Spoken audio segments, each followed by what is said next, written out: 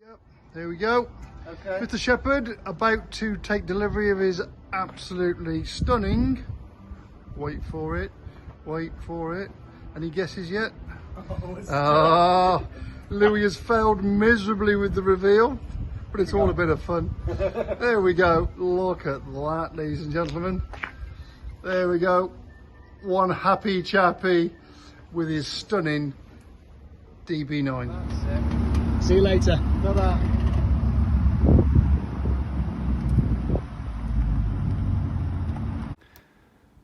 Okay, so here it is, my 2008 Aston Martin DB9. I've had it around about a year. I still really enjoy driving it. As you can see, it's in black, and the previous owner has changed the wheels here, so they're no longer the standard silver wheels, they're black, which goes really well with the rest of the paint job. Like I said, really pretty car. I enjoy driving it. One of the nicest looking cars, I think, that you can get. Although it does have a few little problems. So for example,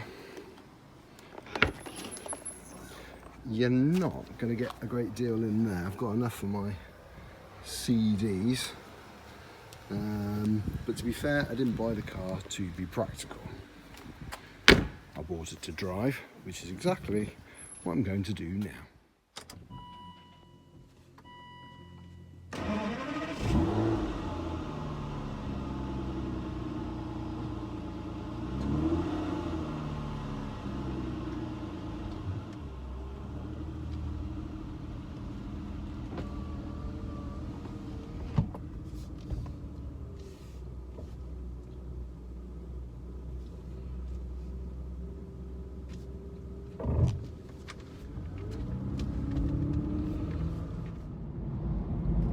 Okay, so not only is the DB9 a stunningly beautiful car, it's by far the best car I've driven. It's an automatic, so you can sit in traffic all day long. But when you want to, it's got these, oh, it's got sports mode, but it's also got these paddle shifts. And you just drop it down a gear or two.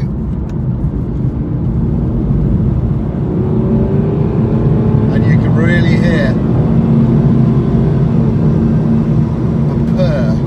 that 6 litre V12. Just drop it back into drive, and it'll always put a smile on your face. You never get bored of that. But it's really comfortable at the same time. You know, I've driven it down to London, and you know, I've got out of the car, and I'd be just as happy if I left my wallet behind and to drive all the way back to go and get it. Wouldn't be a problem at all. I'm just as comfortable after 150 miles as I am after 2.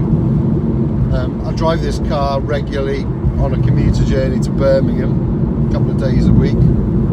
That's 35 miles or so. And I get out of the car, do my day's work, get in the car, and I'm always happy to drive home because it's so nice to drive.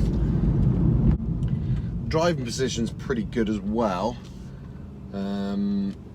If I'm being overly critical, because it's quite low down, you can't see fully. You've got to kind of crouch down a little bit to look at traffic lights. You're kind of looking up at them a little bit. So the driving, what you see out the windscreen is not always as wide as it could be, but that just comes with the look of the car. You know, it was designed not really with practicality in mind. I mean, the boot space is tiny, but as a car to drive,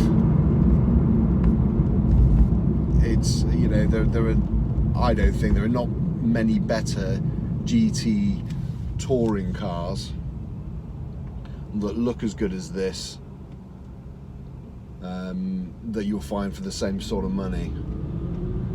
I mean, it does depreciate a little bit. It was 125, I think, thousand brand new.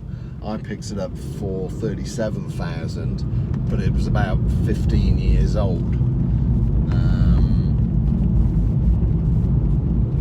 So it will depreciate a little bit, and it will use up petrol as well. It does about 11 miles to the gallon.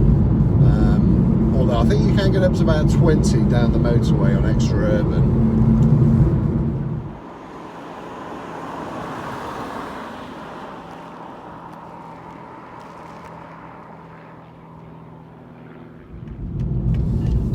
So smooth, the suspension is so good that you really don't feel any bump in the road. I've heard tales of other performance cars where it feels like you're sitting on a bag of rocks the whole time. This, nothing, it's comfortable, it supports your back. If I had £1 for every time somebody said, "Ooh, do you ever get told you look like James Bond driving that?" I could probably afford to get a DB11. But no, as far as I'm aware, he drove a DBS, did he not? But it's nice to get the compliments.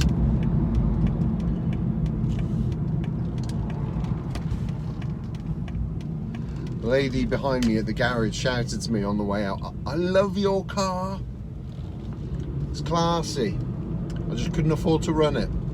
It's not wrong. Like I said, it does 11 miles to the gallon. Although insurance wise, it's not as expensive as you might think. Tax, however, is a different matter. £630 a year in tax.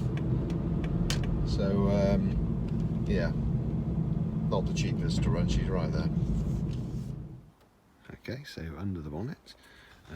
It has a 6-litre V12 engine, and as you can see, takes up the vast majority of the space under the bonnet. Big lumpy engine, pokey, powerful as well, does 450 brake horsepower, and I do 0 to 60 under 5 seconds certainly, and will go up to 185 miles an hour. However, it will cost you to do that, because the most I've had out of it is about 15 miles to the gallon. So be prepared to feed it well. She does like to drink, and under the current conditions with the fuel as it is at the moment, that's going to cost you quite a bit. So just having a quick look at the inside. My particular one is with cream leather, and I've also gone for the option with the black piano dash style wooden interior. So it is actually wood, but it is black, and I think that goes well with the carpets and the interior as well. So you've got a little bit of storage here. My glasses. Cigarette lighter, old school clock, CD multi-changer, and that will go up into a sat-nav.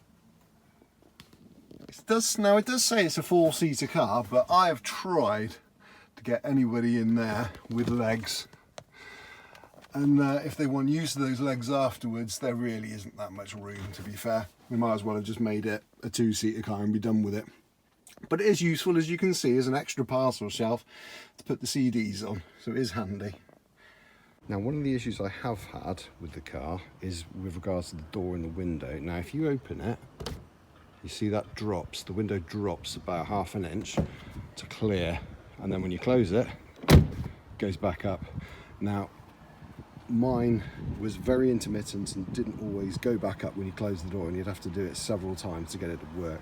I've taken it to the garage 3 or 4 times. It's had a new module put in, and eventually a new micro switch by Aston Martin. Now, mine was under guarantee, and it was well worth paying the extra money for the warranty to cover the electrics, because that micro switch alone was 500 quid. I think the module was about 400 quid plus the labour to sort out. And so the parts on these things can be quite expensive. You'll know if it's going to do that as well, because the lights on here, when you open the door, will stay on, and they should go off like that one when you close the door. Now, mine didn't, and that's how I was alerted to the issue.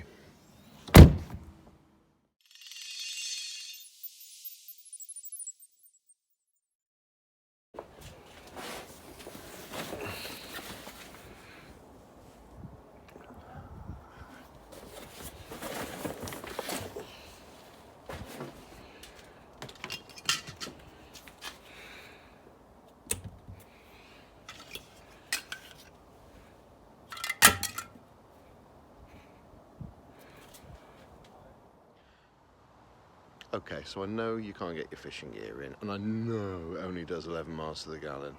It's not the most practical car. However, when you're going out for a meal, you can always say, should we take the Aston? And that sounds pretty good to me.